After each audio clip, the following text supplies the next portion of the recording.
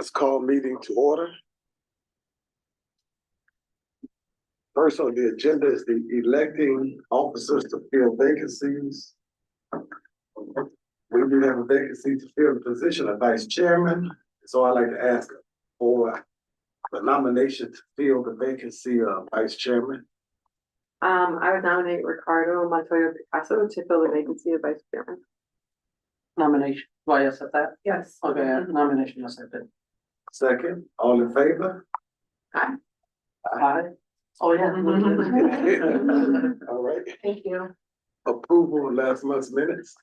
I'll make a motion to approve last month's minutes. Second.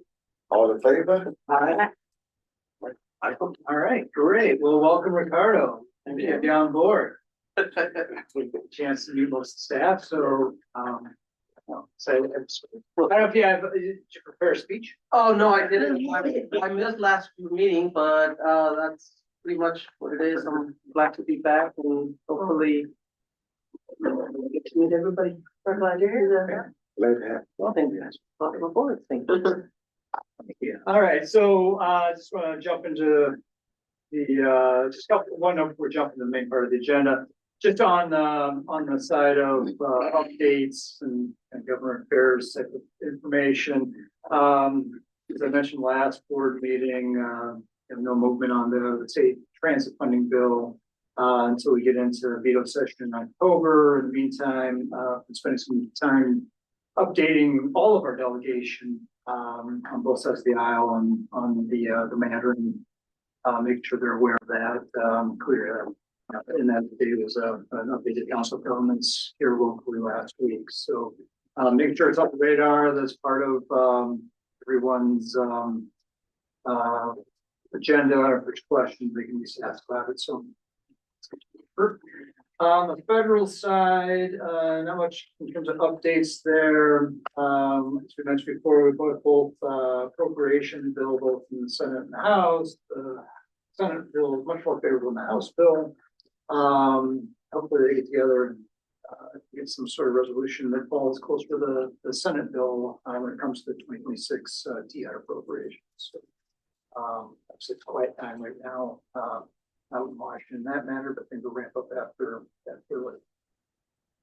So that being said, we'll move on to the main part of the agenda. E2 finance payment of bills in your packet. Services rendered by William Parkey through July 25th, 2025, and AGHL service rendered through July 31st, 2025. Any questions on those? If none. We can move on to the approval of accounts payable invoices. This month's total for approval is $2,068,224.75.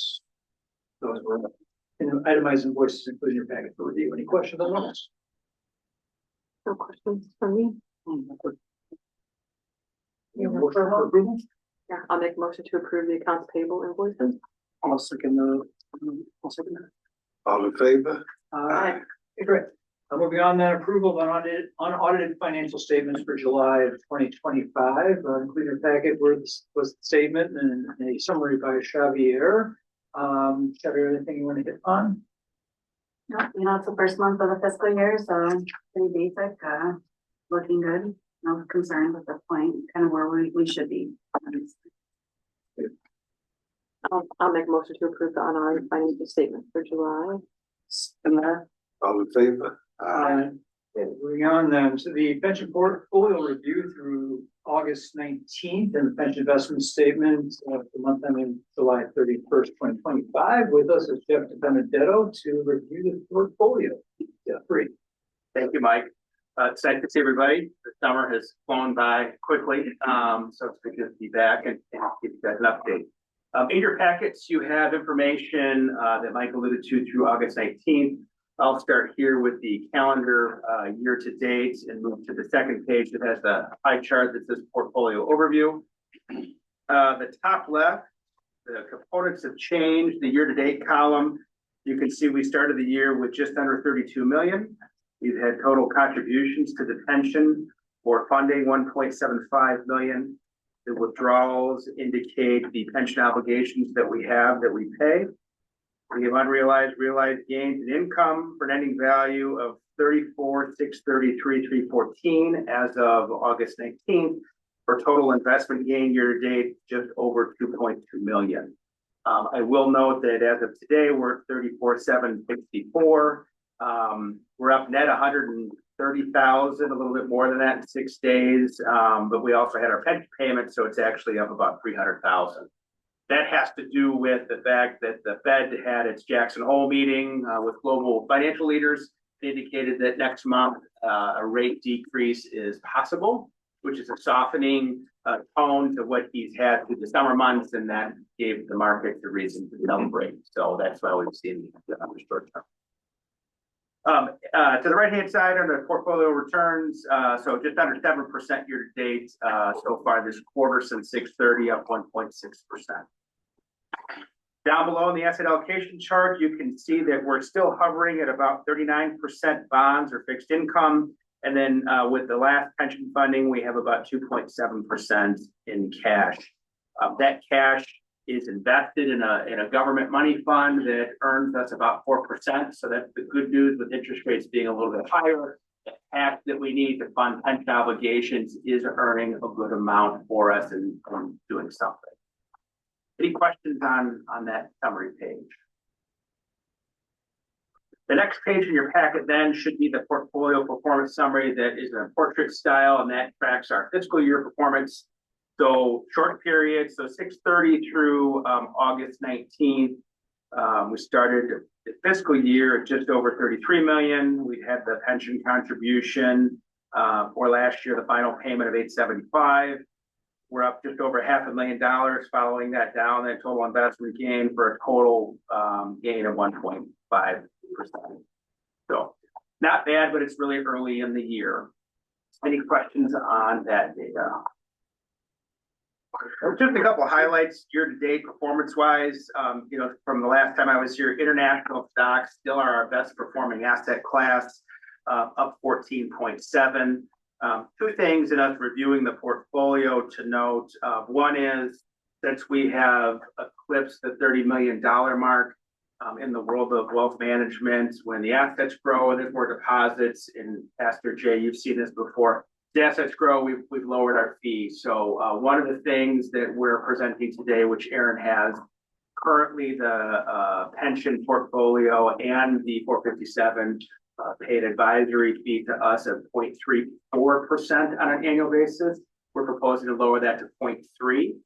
It's going to save the district just in the pension account about $12,000 a year. So we're happy to offer that to you, and Aaron has that documentation for you to sign, assuming that's acceptable.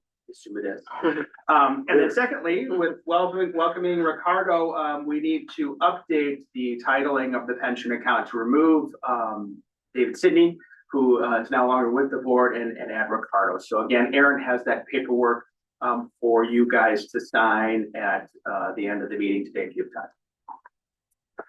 And then secondarily, as far as it goes to the investments, we are watching one investment manager, the Wasatch, so our small cap growth manager.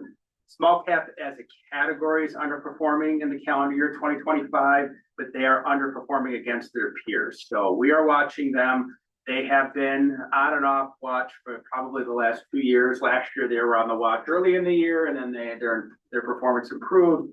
This year, they're lagging again through 6 months. So we may make a change in that category, but I'll keep you apprised to that. So,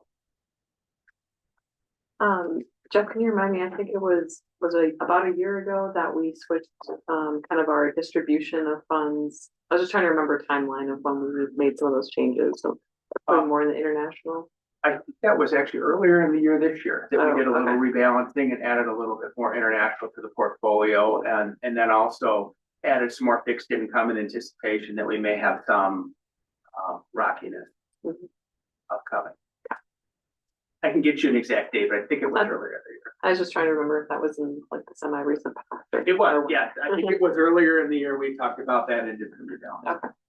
And also just a comment to say thank you for the reduction of fees on the asset management. Helps every little bit.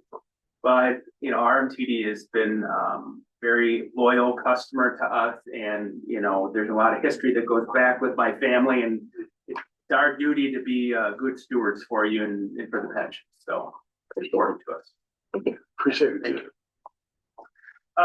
Just a couple other things then, you know, thinking about the markets, I already talked about how, the Federal Reserve indicated that rates may go down in September. That obviously will keep the lighter fluid on the markets going, but really the underlying data is what's important. So what's fighting against the Fed indicating they may lower rates? You know, this week we have consumer confidence tomorrow as far as economic data, and then we have PCE, personal consumption consumer expenditures, which is their preferred inflation gauge. So story's not over there. Certainly with where values are in equities, we could see the markets correct a little bit. The good news is in recent history, as fast as they go down is pretty much as fast as they go back. So we're not predicting any long-term correction that may come, but just know we might see somewhere at the end of this quarter, into the beginning of the fourth quarter, some selling, but not to be alarmed by that. I think that's all I had. Unless there's any other questions. All good, thank you. Thank you. Thank you, Jim. Appreciate it. Glad to be here. Thank you. All right, moving on then to E3, operations maintenance facilities, included in the packet was the operation maintenance facilities reports. Dan, you want to walk us through? Yeah, lots to cover this month. So, fixed route ridership, July, we did 117,747 rides. My apologies, I had an incorrect number on the paratransit report. Our actual paratransit number is 11,757 rides this month, which is up 6.1% versus July of last year. So my apologies for that. I was reading off a preliminary report when I was doing my report. Vehicle maintenance report, George's information is in the packet. Both sides of vehicle availability remains really good. Facilities report, got a shelter put up over by Auburn High this month. And as you know, with the service changes, there's a lot of bus stops that we're installing. So the guys have been out doing a lot of sign work. For right now, we're leaving them covered so it doesn't confuse people until we get a little closer to actual rollout. So project report, facility expansion project, it's moving right along. The roofers are here this week. Probably by the end of maybe middle of next week, we should have some concrete poured inside the building actually. So which is a big milestone. That means we're moving to the point where a lot of the underground stuff is obviously done. Plumbers will be in to install the heated floor for the parking garage, and things are moving along pretty well. So we continue to have a meeting every other week with the contractor and our team. So communication's been really good, I think, so far. There we haven't really run into any issues. So It's exciting to see like the cladding on the walls. It makes it feel like we've got a real building. Definitely, yeah. It's coming to every day. It's like, you know, I was off one day, I came back and there's, you know, 6 windows in there that weren't there the day before. So it's been fun to see the progress.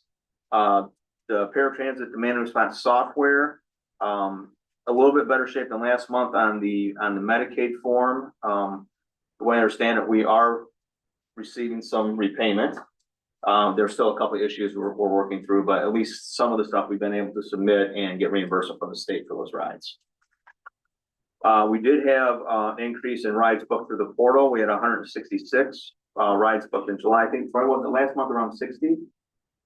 Yeah, it was good on that. Yeah, so hopefully that number continues to rise. The telephone replacement project, the long withstanding project, it's wrapped up. I'll be coming towards the end here. We'll go through and we're going to hopefully approve our recommendation to get that wrapped up. Fall service changes, like I mentioned, we've been out doing a lot of sign work.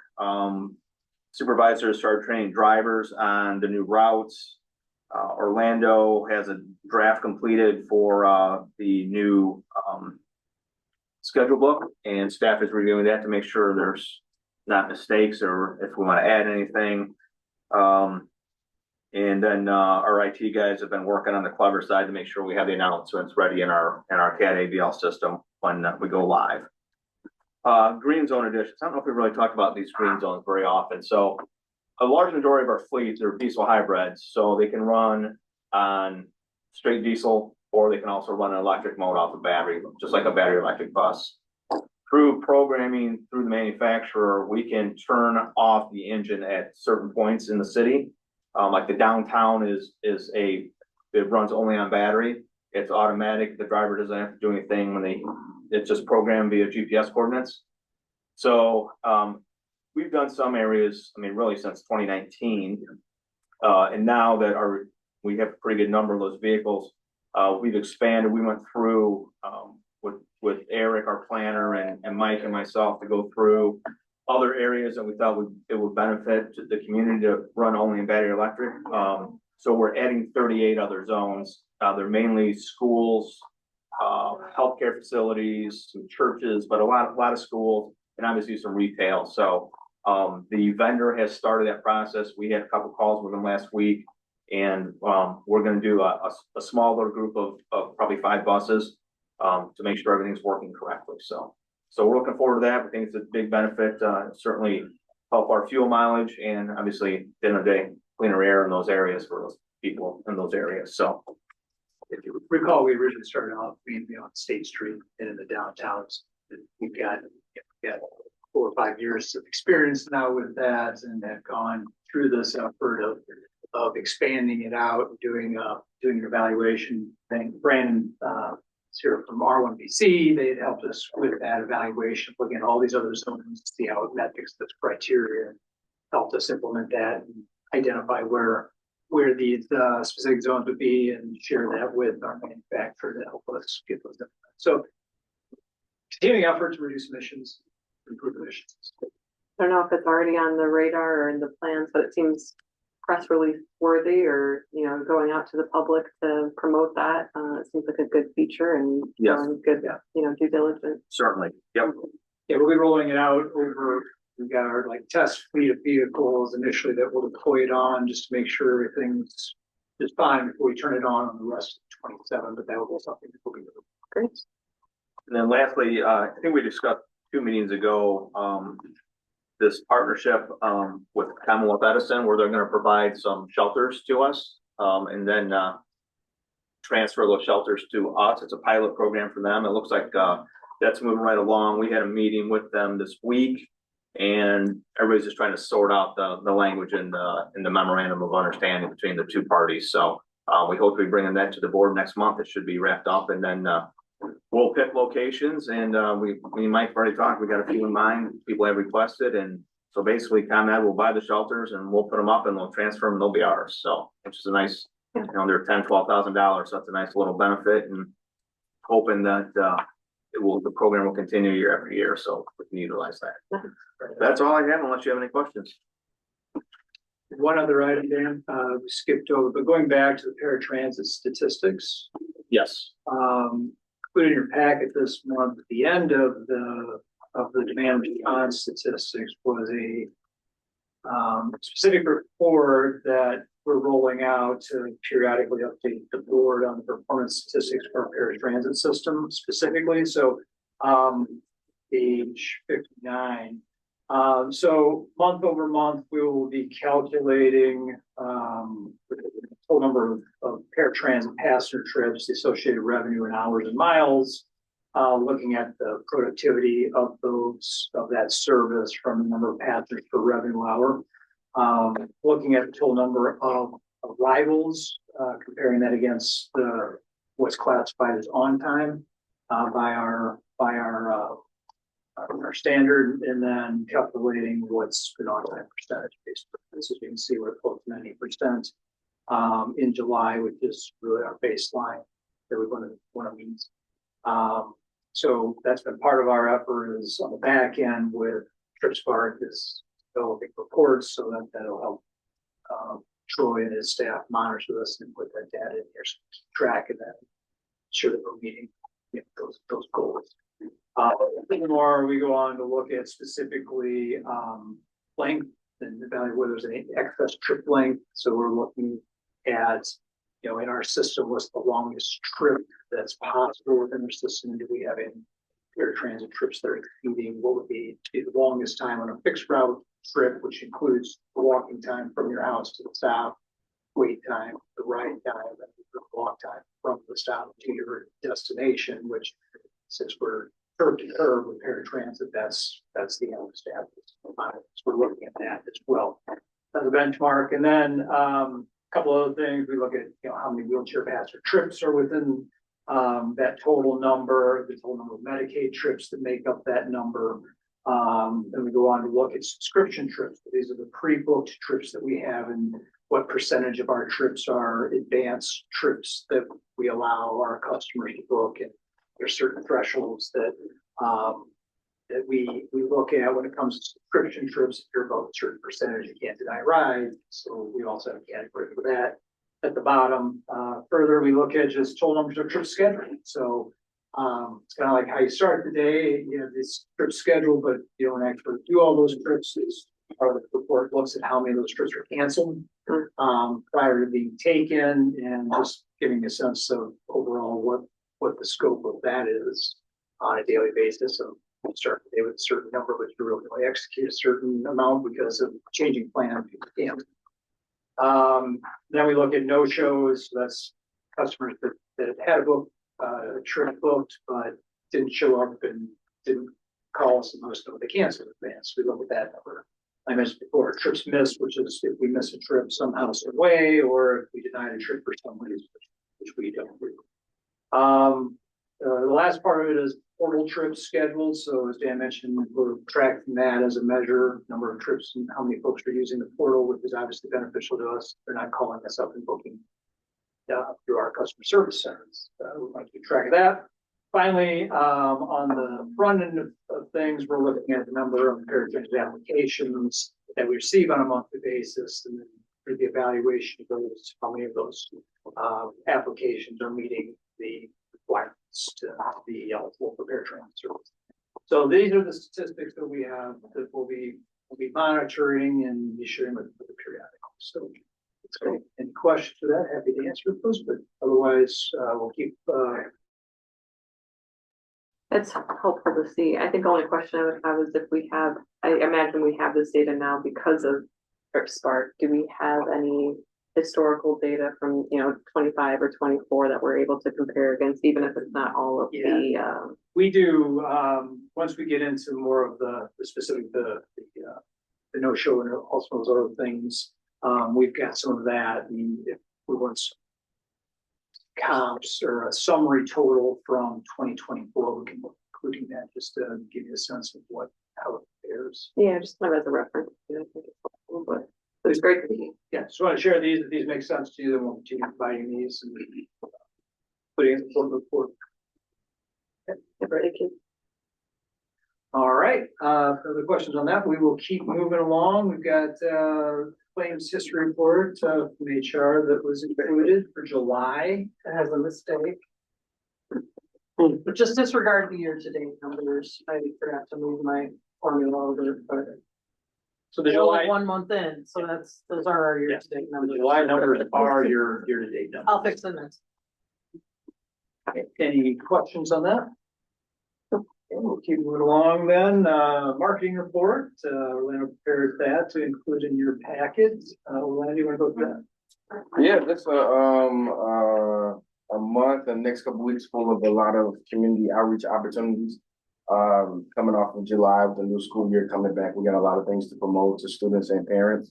A lot of opportunities to do those things. So my email has been full with a lot of different, like I said, opportunities to come out and promote these different things. So as you can see highlighted, we've got anywhere between higher education, elementary school, middle school, along with some community events in there as well to promote what we have going on from our, BEDs along with our free ride program. So tons of things that you can see in there that'll make me pretty busy these upcoming weeks. Sure. And as always, I'll put the dates in there so you guys can come out and be a part of these events as well, and way to the community. Questions? And there, we'll keep moving on. Grants, we had nothing this month under that section. and we have E7, safety and training. So included in your packet was the safety and training report for July of 2025. A couple items I'll point out in there is that the agency performance data has been updated for the 2026 totals and that becomes the point of reference. And we'll get to that topic in a second here. Also in the report was the safety and training piece there is noted in the report. We had a second training that we were conducting at our Eastside Transfer Center this past weekend involving de-escalation training, sexual harassment, ADA sensitivity training, and about 30 some operators that did that.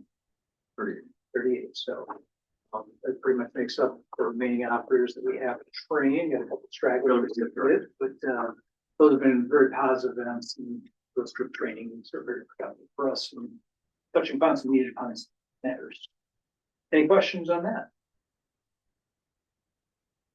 If none, move on to the next item, which is the memo that was included in there regarding the annual review and update of the public transportation and safety plan and review of the safety performance measures. So this is an annual process that we go through at the conclusion of the fiscal year. Our joint labor management safety committee reviews the entire safety plan for the agency to look for edits and updates and changes that may be regulatory or that we need to make. Following that review, then the group evaluates that, and as one of those mandates that was put forth in one of the recent legislations, the plan has to be approved by that committee and forwarded to the board for approval. So that was done and completed as noted in the report that direction prepared. The other item and other process as part of that annual review is the review of the annual safety targets. So this is an opportunity to look at what our benchmarks are and make sure those benchmarks still make sense.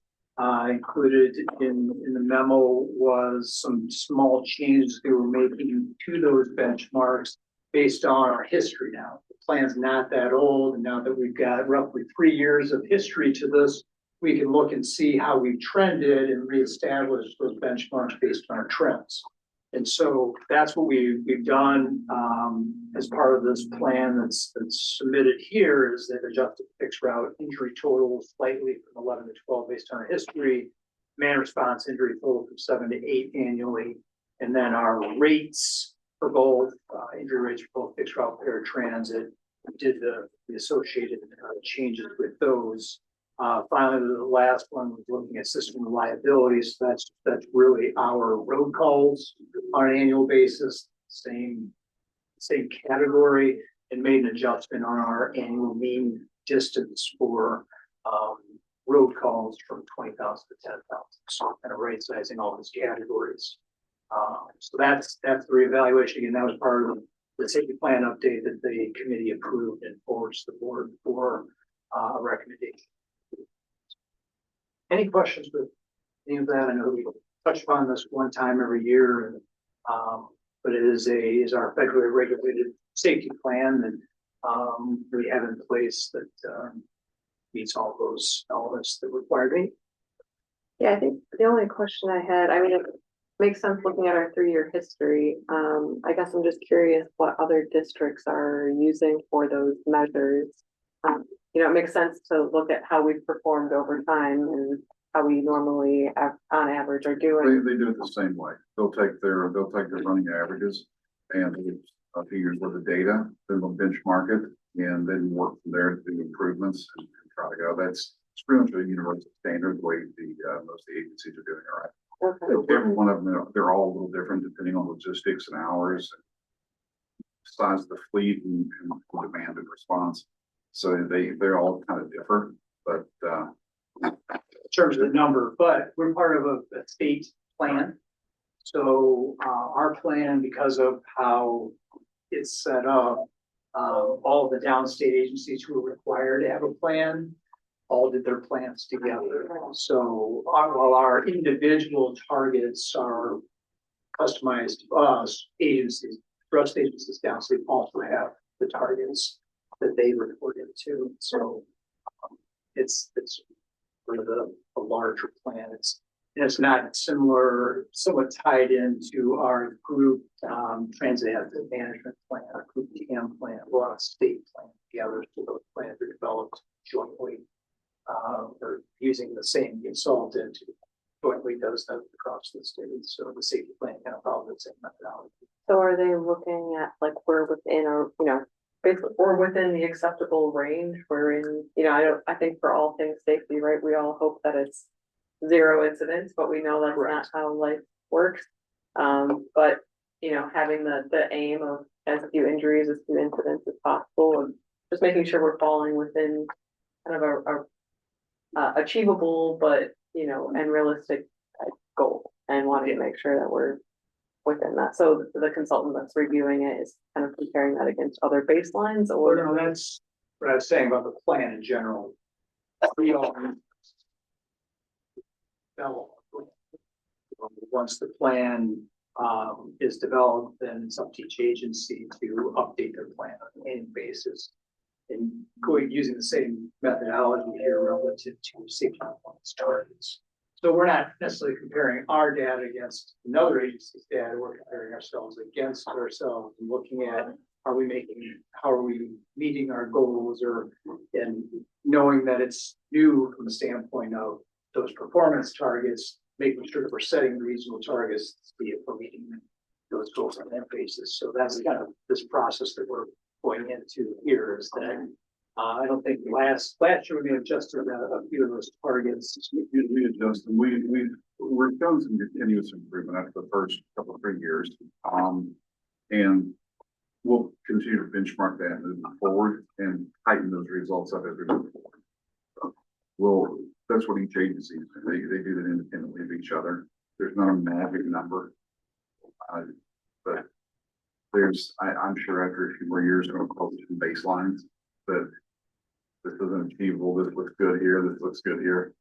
In our targets, our targets are reported to R1BC that's included in the overall metropolitan performance targets side by side with the roadway targets. And then also we report the targets to IDOT in general. So the state then monitors the targets to ensure that everyone is setting targets and has a program for it. So what we're really being monitored against is that we have a program and diverse setting targets and monitoring.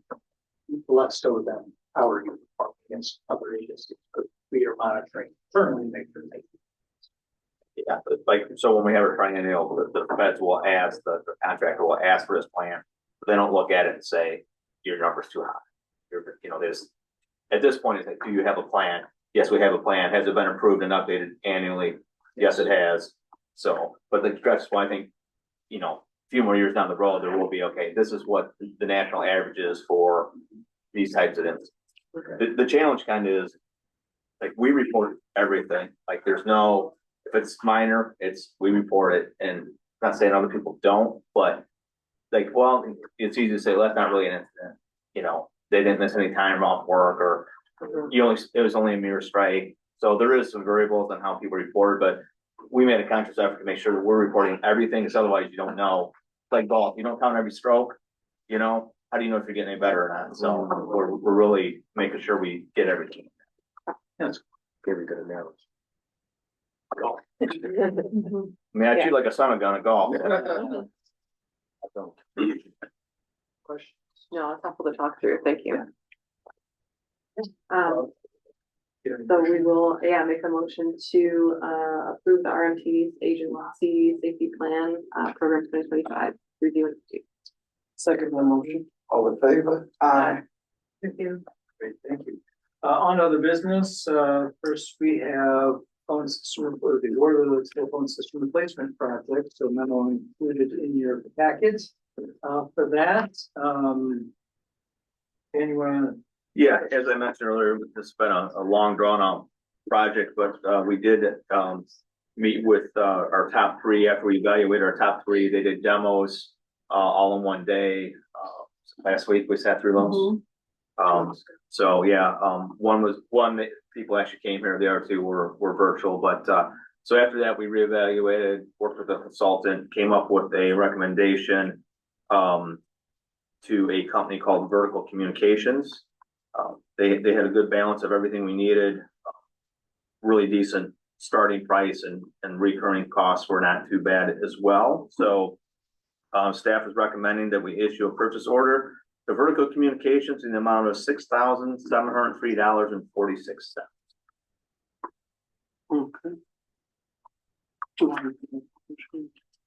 for it. Oh, so there's, the motion to the recommendation from Dan purchase from Vertical Communications for now your VoIP telephone system. It's a VoIP telephone system. We're just calling it our phone system. Phone system, okay. To purchase the telephone system for $6,703.36. Second. All in favor? Aye. Thank you. Moving on, then we have, next item is the award of the portable hoist for paratransit buses. So memo was included in the packet for that item. Dan and George, you wanna? George, take that one? Yes, in the need of one set, it's order set, there's 4 portables to lift one bus. And gives the proper tools for the shop. We're in desperate need of one, they're always failing and being worked on, so. Safety lane came in the cheapest at $48,899. Recommending a PO to Safety Lane for that amount. I'll make a motion to approve the PO to Safety Lane for $48,899. Second motion. All in favor? And just to note, going back, not to change anything, but the phone system was FTA dollars, no local dollars included in that. Same thing with the portable hoist. Same thing with the next item too. So next item is the award of service vehicle. Dan? Yes, we went out to bid for a minivan. So we have a current minivan, and we're gonna make the minivan our new security vehicle. And the vehicle that our security company is currently using, we're gonna get rid of because it's falling apart and very old and expensive to keep running. So the IDOT CVP program, the Consolidated Vehicle Procurement Program, they have a state contract with a vendor for what we're looking for. It's basically a minivan, and it has a rear ramp, and you can load 2 wheelchairs into that. So nice thing is we can use it as for our road supervisors to go out in. Also, if something comes up where a van breaks down, we can take this, run the minivan out there and load a wheelchair or 2 in there to get those people where they're going instead of having to wait for a new van. So the purchase price, as Mike alluded to, it's all FTA funds. The state contract price was $71,502. The vendor is Southern Bus and Mobility, has that contract. We've done a lot of business with them over the years, so no concerns there. So looking for approval to issue a PO to Southern Bus and Mobility in the amount of $71,502. Motion is made to purchase the minivan for $71,502. Second. All in favor? Thank you. Thank you very much. Great, that concludes the items under other business. We have executive session for that is our next meeting, which is scheduled in 20 seconds at 3:30.